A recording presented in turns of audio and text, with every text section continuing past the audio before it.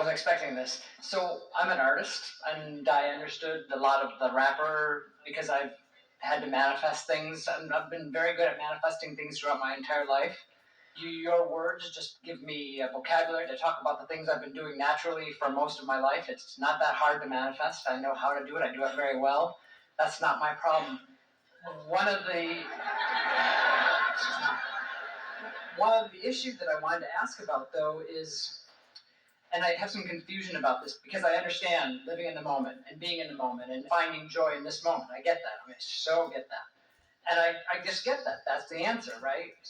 Okay, so if that's the answer, yeah, that is the answer. I got it. So if that's the answer, then why is it at 49 years of age, I am still trying to escape from experiences I've had from my past? I get and I believe, and you're so right, that being joyful today and being present today is the answer. And yet, I've experienced in my own life is that I had painful experiences, traumatic experiences from my childhood.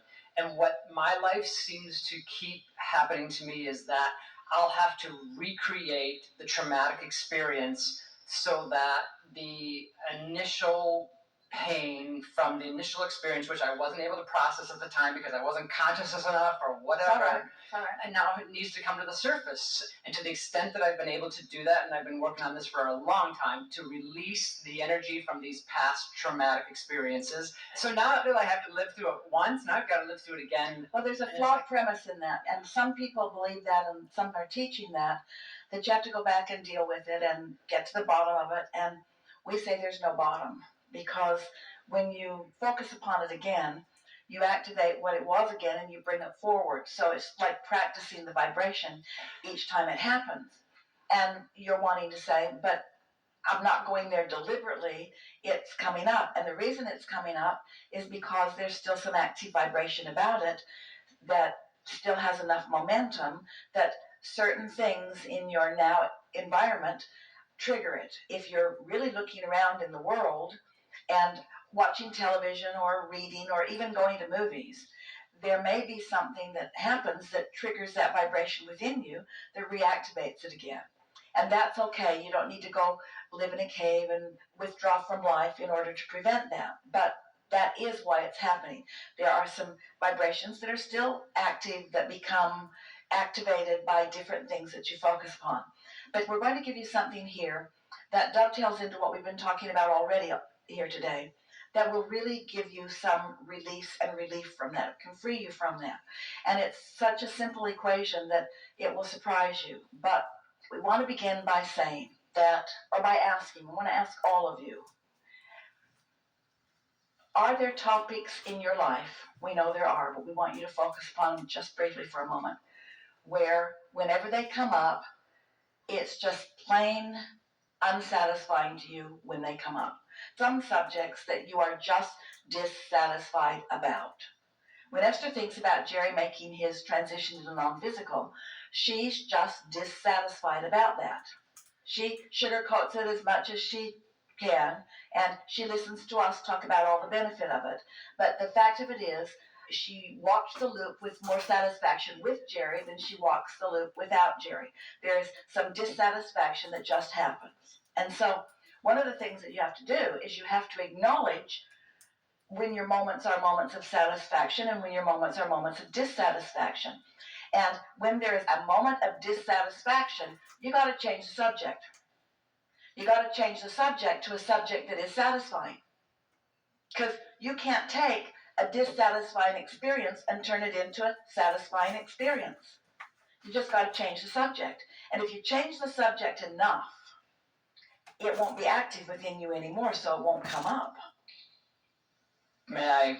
Yes, before you argue for your limitation, and it's all right. It's all right. We just want you to settle into that just for a moment, because we're not going to demand that you admit this, but it is helpful when you come to the awareness that in every moment, I can be satisfied or dissatisfied. On every subject, I can't be satisfied rather than dissatisfied, because some subjects, like children going to bed hungry, is just an unsatisfying thought. I just cannot focus upon that thought and feel satisfaction. And to ask myself to do that is asking something that I cannot do. You just have to acknowledge that. But this moment does not have to be an unsatisfying moment, because you do have some choice in what you focus upon. Unless, of course, momentum has taken it to a place where you feel like you have no choice, which you can work your way out of that through meditation and appreciation and so on. And so? Well, so I'm at peace with the events that have happened in my life. They happen. No, you're not. This is what we would mean by at peace. I'm at peace or at rest, meaning that vibration has been deactivated because I focused away from it long enough. If it keeps coming up, you are not at peace or at rest. You've got an active vibration. It's all right. It's all right. It would be healthier, more beneficial for you to say, I've got a subject in my life, and whenever I focus upon it, I feel dissatisfaction, and well, I should. That was not a satisfying time of my life, but it was then, and this is now.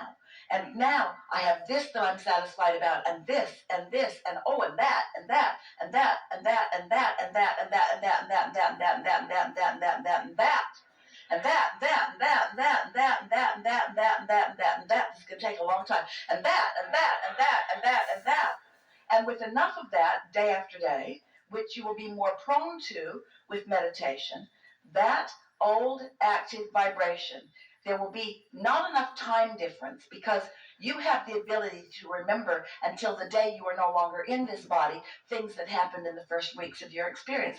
Memory is not about a storage cabinet or a file cabinet. It's about an active vibration. And so you will never outlive your capacity to remember something unwanted. But you can tune yourself to a vibrational frequency where it just doesn't come up, because your practiced vibration is different. Hard to argue with the law.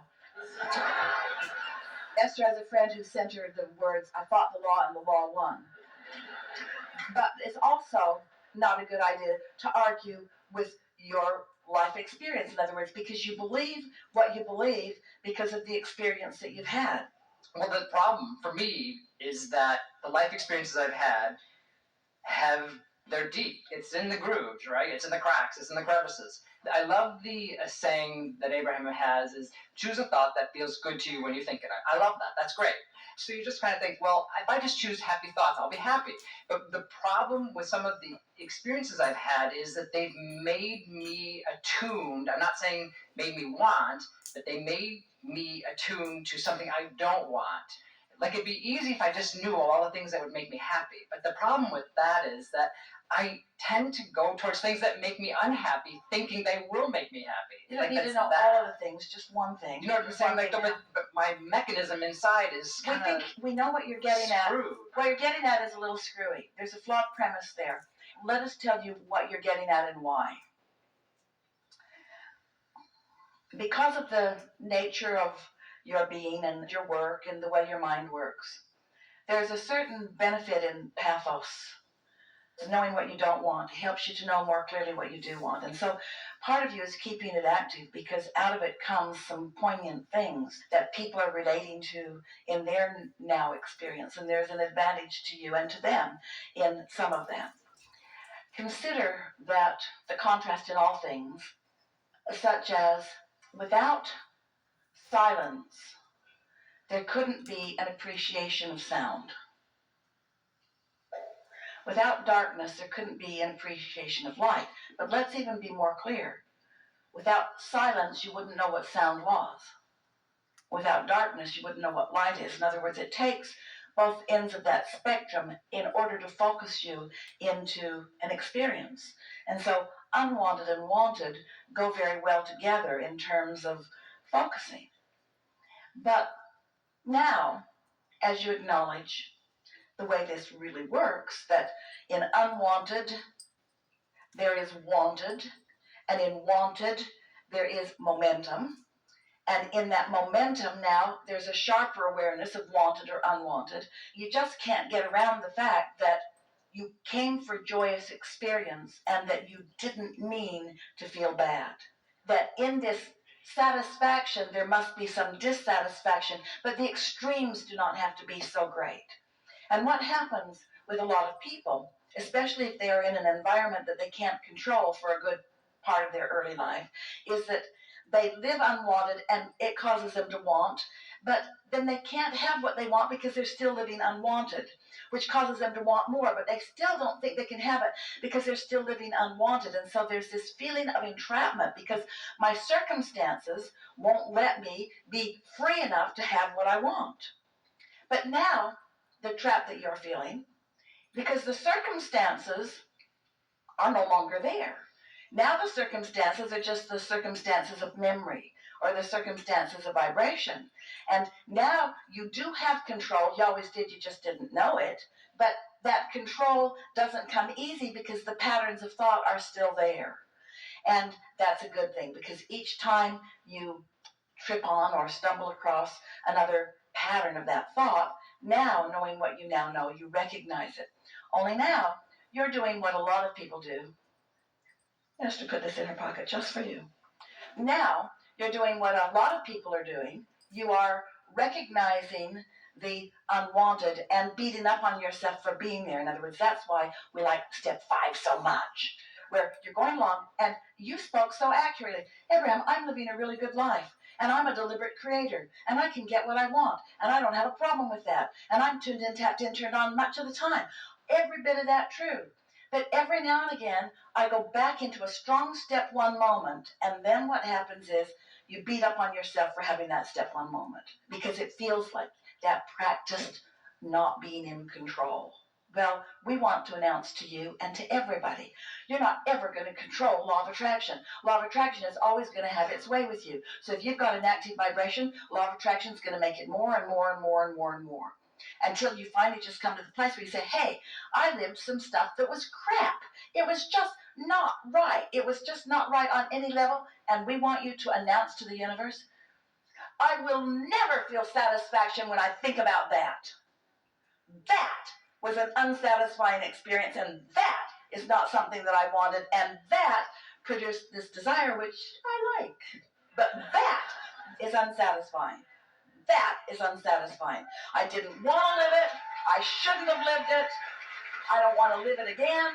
And there's nothing wrong with me for being able to discern wanted and unwanted, and that's unwanted.